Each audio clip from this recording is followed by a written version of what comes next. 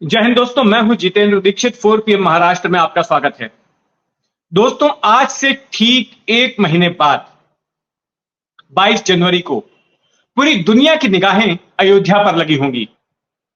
अयोध्या में ठीक उसी जगह पर जहां अब से 31 साल पहले बाबरी मस्जिद हुआ करती थी, वहां पर बनाए गए मंदिर में रामलला की मूर्ति को प्राण प्रतिष्ठित किया जाएगा और इसको लेकर जोरदार तैयारियां चल रही हैं। और ये तैयारियां अभी से नहीं, बीते कई महीनों से शुरू हो चुकी हैं।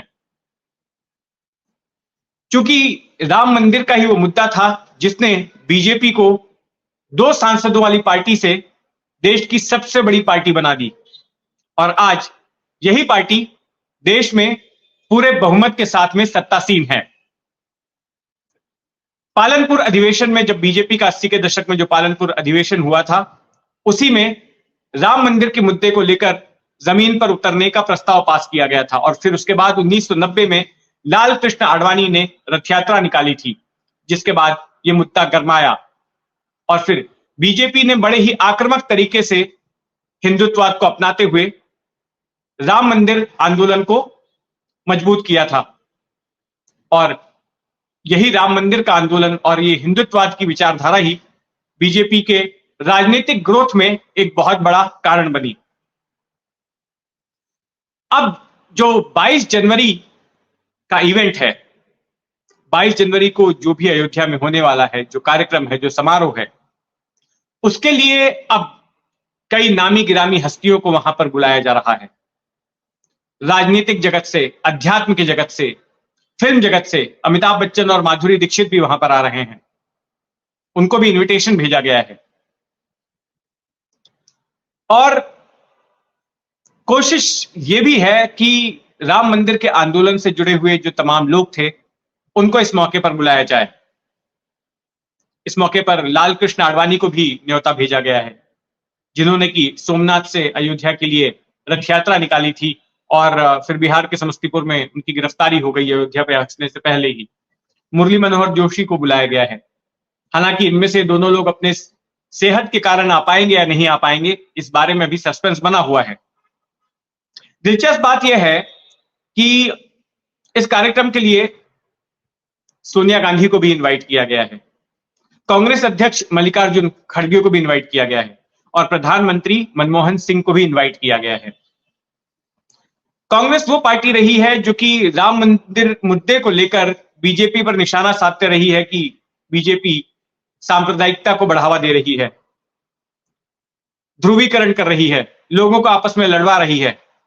और ये पार्टी खुद को सेकुलर बताते आई है, धर्मनिरपेक्ष बताते आई है। तो ये देखना दिलचस्प होगा कि कांग्रेस के नेता इस मौके पर शिरकत करते हैं या नहीं करते हैं। लेकिन एक और बात जो सबकी नजर में आ रही है वो ये है कि शिवसेना को अब तक निमंत्रण क्यों नहीं गया। क्योंकि महाराष्ट्र में हिंदुत्व के मुद्दे पर ही शिवसेना और भाजपा में गठबंधन हुआ था, बीजेपी शिवसेना का। और यह गठबंधन करीब 3 दशकों तक चला। 80 के दशक में गठबंधन हुआ था। तो ऐसे में शिवसेना को क्यों नहीं बुलाया जा रहा है? क्योंकि शिवसेना भी राम मंदिर के आंदोलन से जुड़ी रही है। जब आडवाणी का रथ मुंबई पहुंचा था तो उस वक्त बड़े पैमाने पर शिवसैनिक भी उस कार्यक्रम में साथ हुए थे, जहां जहां पर सभाएं हुई थी। बाला साहेब ठाकरे के साथ में एक ज्वाइंट मीटिंग भी हुई थी दादर इलाके में LK आडवाणी की।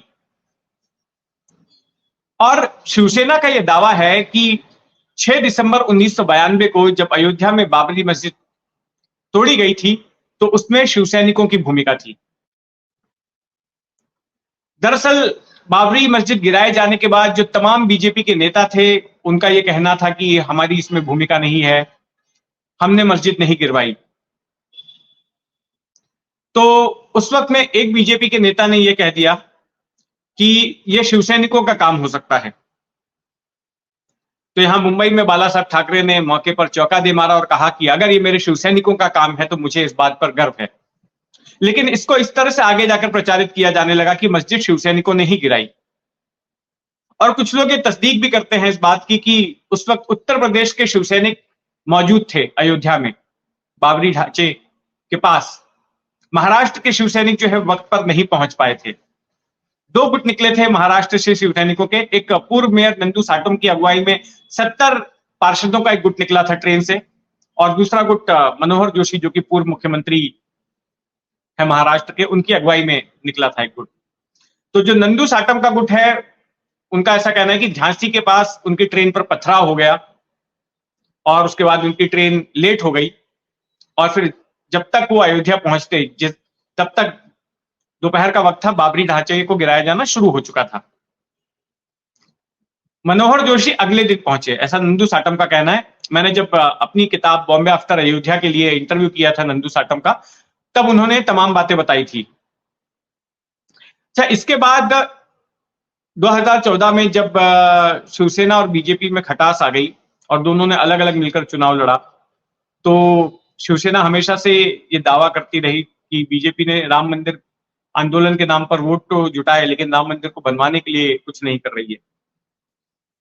तो 2014 में चुनाव अलग लड़ने के बावजूद बाद में दोनों साथ में सत्ता में आ गए, लेकिन सत्ता में आने के बावजूद शिवसेना विपक्ष के जैसे बर्ताव कर रही थी। और 2018 में उसने ये कहते हुए बीजेपी पर कटाक्ष किया कि मंदिर वहीं बनाएंगे लेकिन तारीख नहीं बताएंगे।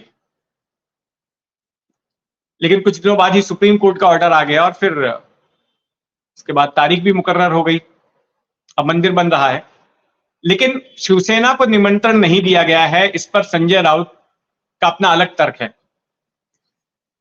संजय राउत का कहना है कि चूंकि राम मंदिर के आंदोलन में शिवसेना की बड़ी भूमिका रही, आज जो राम मंदिर साकार हो रहा है उसमें शिवसेना का योगदान रहा है, और अगर उद्धव ठाकरे वहां पर अयोध्या में जाएंगे तो उनकी जय जयकार होगी, बाला साहब ठाकरे की जय जयकार होगी और उन्हें श्रेय दिया जाएगा, क्योंकि ये जो सारा समारोह किया जा रहा है ये राजनीतिक है, ये श्रेय लेने के लिए किया जा रहा है।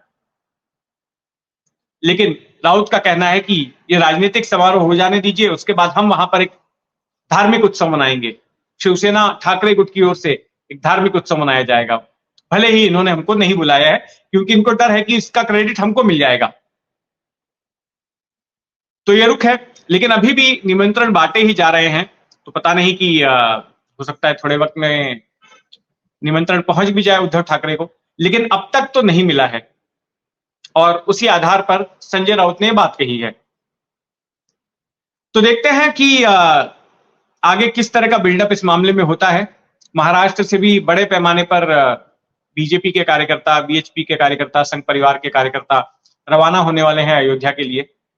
और यहां पर भी कई सारे इवेंट्स, जब वहां पर राम मंदिर में प्राण प्रतिष्ठा हो रही होगी तो महाराष्ट्र में भी कई सारे इवेंट्स ऑर्गेनाइज किए जाएंगे, यहां पर भी काफी कुछ होगा। तो इन सब पर हमारी नजर बनी रहेगी। आप भी अपनी नजर बनाए रखें 4 PM महाराष्ट्र पर, और अगर आपने अब तक इस चैनल को सब्सक्राइब नहीं किया है तो सब्सक्राइब कर लें। जय हिंद।